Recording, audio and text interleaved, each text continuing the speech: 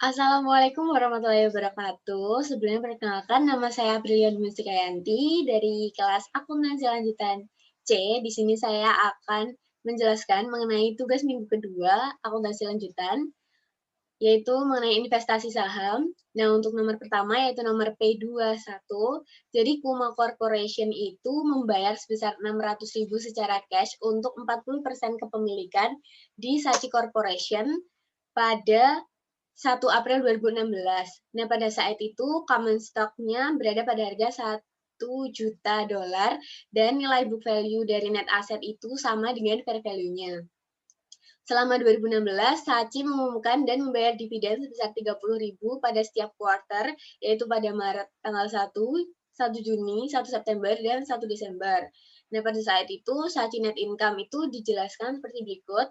Jadi, income dari continuing operation itu sebesar 250.000, lalu dikurangi kerugian dari discontinuing operation sebesar 50.000, jadi total net income dari Saatchi ini sebesar $200.000. Nah, untuk soal pertama yaitu menentukan apakah itu mendapatkan goodwill atau gains on the bargain purchase.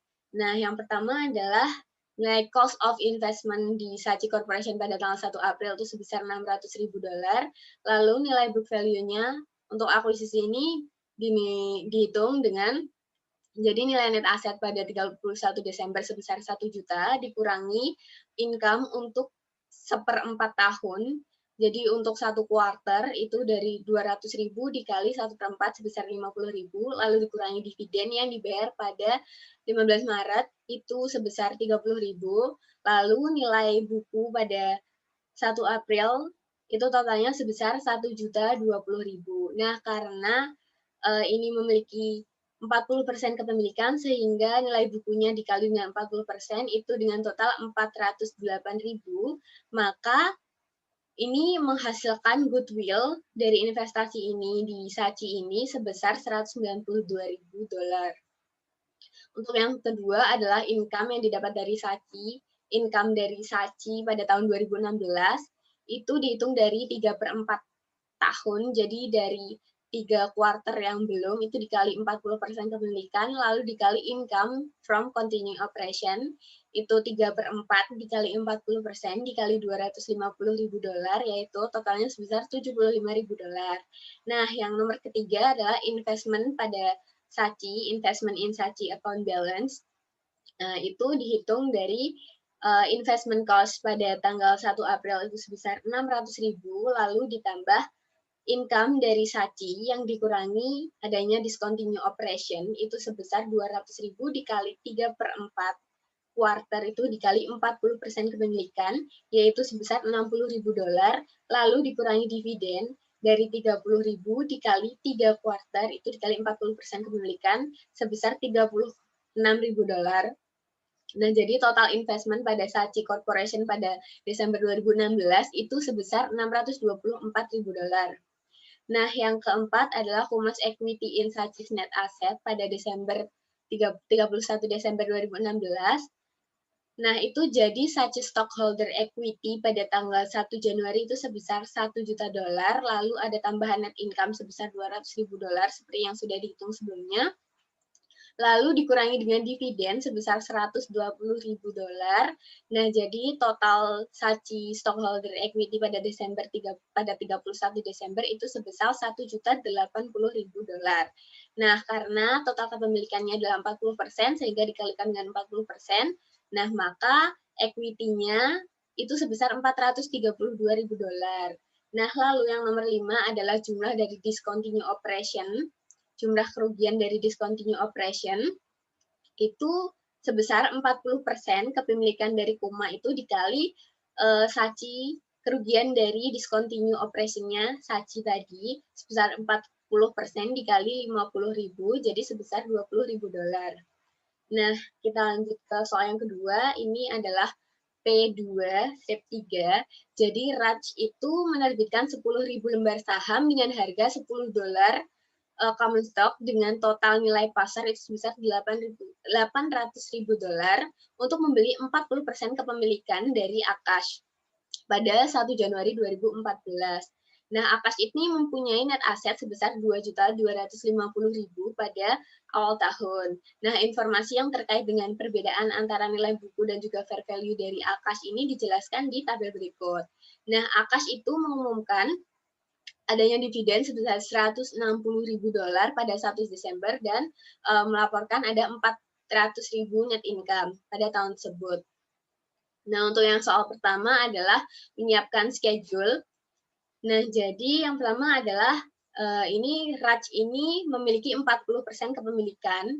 Nah, jadi investment di Akash ini sebesar 800.000 seperti yang sudah disebutkan di soal tadi. Lalu ada nilai book value-nya ini sebesar 40% dikali total nilai bukunya tadi sebesar 2.250, jadi totalnya 900.000. Nah, ini ada excess of cost over book value itu sebesar minus 100.000.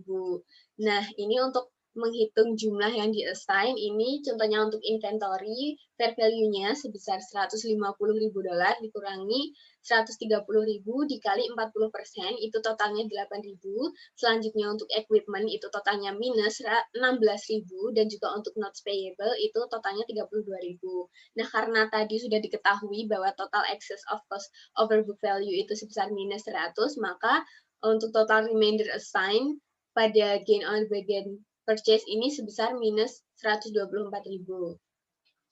Nah, yang kedua adalah untuk journal entries-nya. Jadi pada tanggal 1 Januari itu mencatat Akash ini mendebit investasi sebesar 924.000 yang didapat dari common stock sebesar 700.000.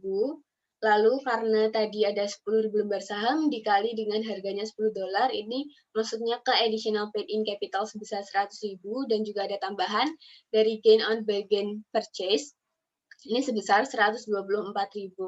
Nah, ini untuk mencatat total akuisisi sebesar 40% tadi. Nah, lalu selanjutnya pada tanggal 1 Desember ini mencatat penerimaan dividen dari Raj ini sebesar 160.000. Itu didapat dari 40% dikali 400.000 tadi. Lalu yang ini untuk mencatat dividends-nya di Raj itu 160.000 dikali 40%. Nah, jadi mendebit cash sebesar 64.000 dan juga mengkredit investment di Akash itu sebesar 64.000. Nah, lalu pada 31 Desember ini mencatat adanya investasi di Akash ini mendebit sebesar 152.000, lalu mengkredit income dari Akash ini sebesar 152.000. Nah, untuk mengakui investment income dari Akash ini dihitung sebagai berikut. Nah, jadi yang pertama ada equity di Akash itu dilaporkan adanya tadi 400.000 dikali 40% itu sebesar 160.000. Lalu ada amortisasi dari excess ini dihitung sebagai berikut. Yang pertama ada inventories yang terjual pada tahun tersebut sebesar 40% dikali 20.000 yaitu sebesar minus 8.000. Lalu ada notes payable ini 32.000 untuk 8 tahun, jadi totalnya 4.000. Lalu untuk equipment ini sebesar 16.000 untuk 4 tahun, jadi totalnya 4.000. Jadi total investment yang ada di total investment income di Akash ini sebesar 152.000. Nah, nomor terakhir yaitu mencatat investment yang ada di Akash, mencatat balance-nya. Jadi yang pertama ada initial cost itu sebesar 800.000 seperti yang sudah disebutkan di soal tadi. Lalu ada tambahan gain on bargain purchase sebesar 124.000. Lalu ada penerimaan dividen yang sudah dihitung sebelumnya ini sebesar 64.000 ini sebagai pengurang. Lalu ada investment income dari Akash yang sudah dihitung sebelumnya sebesar $152.000. Nah, sehingga ending balance dari Akash ini sebesar 1.012.000. Nah, mungkin sekian yang dapat saya sampaikan. Apabila ada salah, mohon maaf dan terima kasih.